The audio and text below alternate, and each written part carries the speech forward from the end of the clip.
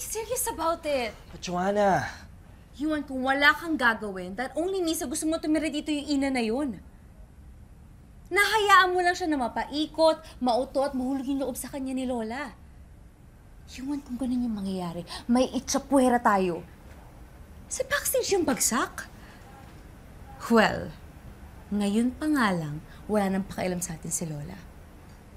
What more if mas mahulog pa si Lola sa mga plano ng ina na yun? Amy warned me about her, kaya ako ginagawa to. Ayoko magising na lang tayo ng isang araw na nakuha na ng ina na yun yung para sa atin. So, anong gusto mong mangyari? Let's collab. Let's join forces. Pahirapan natin yung babaeng yun. And how am I supposed to do that? I don't know, use your charm, your skills. Kahit ano.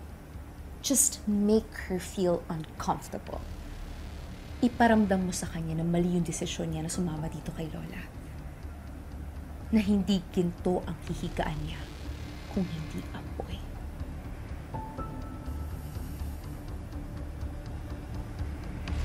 Deal?